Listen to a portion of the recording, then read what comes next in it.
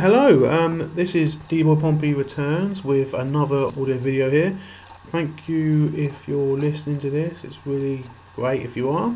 And this video is my top 7 reasons why gaming isn't what it used to be.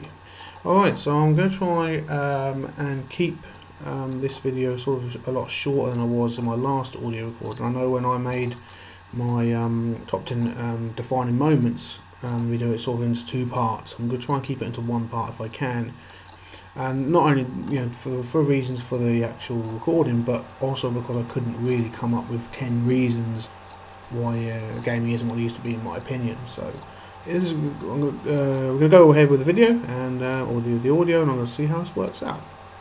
Okay, so number 7 in my top 7 reasons is the general speed of technology today. Now, back in the 90s, when the technology was still kind of new, when I was younger and experiencing gaming, it was going at a pace where you can keep up with it, and there wasn't a lot of variety, I guess. But nowadays, there's so much going on. I look at it and think, wow, there's just, wow, you're making a costly hobby even that more costly. It's just way too quick for most people, I think. For me, I mean, I look at kids nowadays, and it's like I feel so glad that I was a child when I was, because of the technology, because of what we had. And nowadays, as a kid, you must be so overwhelmed all the time with so much going on. So that for me is why it sort of doesn't have the impact or gaming it used to do for me. Okay, so number 6, this kind of ties in with what number 7 was, but it is the general choice of what's on the market. Now, going back to hints what I said in number 7, you sort of generally had a console and you stuck with it, and that was it. But now there's all so many different kinds of devices you can use for gaming, and even things like laptops and general in computers itself, and consoles and phones and iPads and touchpads and tablets and all those other things. Yeah, there was none of that back when I was younger, so you kind of knew what you were getting and stuff, and now it's just way too much. Too costly, too much choice, just overwhelming in general on the first 2 reasons anyway. Okay, so number 5 on my list is supermarkets. Supermarkets are a sort of double-edged sword, I guess, for me. I'll sort of highlight on the positive of supermarkets is that what I found in general is when you buy anything from a supermarket, they tend to care for you a lot more. Your rights are kind of looked after a lot more. So when you're buying anything, you can sort of be guaranteed, almost guaranteed, that you're going to get either a refund or your money back, or a replacement. Sorry. When it comes to whatever you're buying, which is always good. You don't usually get that when you buy from like a specialist store. If you're buying something like if you're buying hardware, for example. But for games, specifically, supermarkets have gone away from the kind of games that are, would you class as niche, or the ones that are not so popular. So I'm just trying to think of a couple of games, maybe like games like Killer 7 or Akami. Maybe they're not so popular games, and they'll be more consigned to the internet rather than actually having them be on the shop floor, because the supermarkets will favour the casual gamer. They'll favour the Wii, and they'll favour the sort of the motion controls and all that sort of stuff, like the Xbox One and PlayStation Move and all that stuff. But the niche games will sort of just be signed to the internet, and I think that's quite a bad thing, because it's quite nice to just go into a shop and find a game with find a little hidden gem and really play out and enjoy it. And with supermarkets, they're taking that away from people, I think. And also they also have a negative effect on the smaller retailers like GameStation, for example. And Game, I mean, only a couple of months ago, when I'm making this recording, a couple of shops are gone from my local high street. A Game is gone. A GameStation has closed. So that's not. It's an effect because of the number of supermarkets, I reckon, is for that. So that's what I think about that one. Okay, for number 4 is value for money. Now,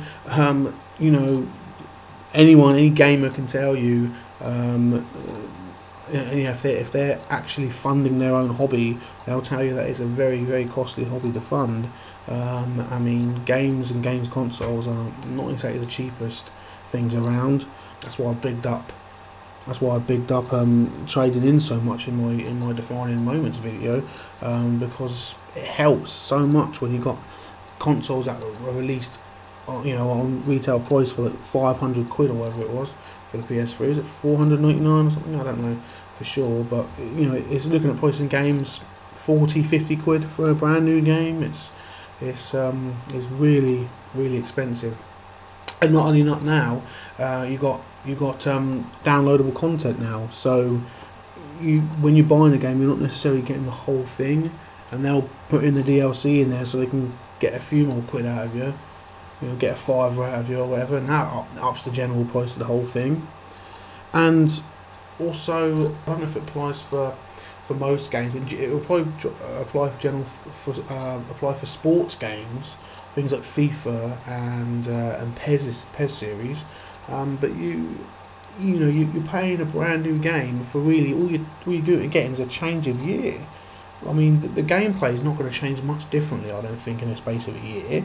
Yet they still bring them out every year at full whack. People buy them, and they're paying full price for really not a lot of difference. And things like most of these games, you can customise the sort of teams and stuff yourself. So if a team's not in the right league or whatever, you can probably change that anyway.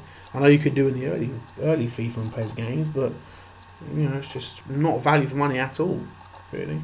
Okay, so number 3 is online. Now, again, I touched on this on number 4, but online, it just seems with the online, they can get a lot more money out of you. They just to squeeze every last bit of dosh out of the consumer, and it's really for crappy stuff.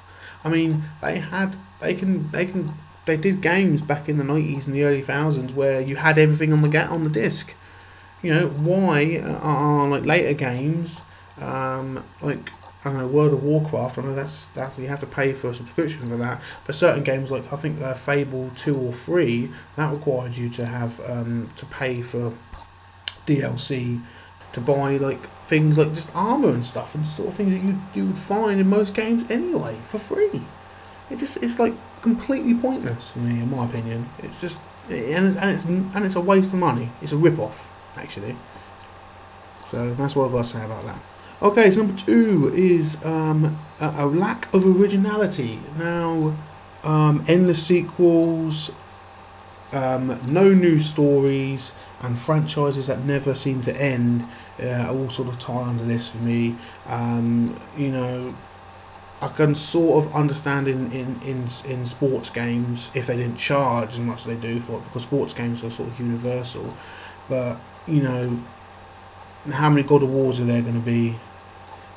How many Resident Evils are there going to be? How many Metal Gear Solids are there going to be? It's just it's lack of ideas, and it isn't just consigned to the gaming industry. I think most sort of media forms have the problem. It's just people just running out of ideas and running out of things to tell, running out of stories. And I don't know, I don't think there's any kind of such answer. I guess really the only way around it is to sort of just change the faces and stuff and change the places, but it bores me, to be honest.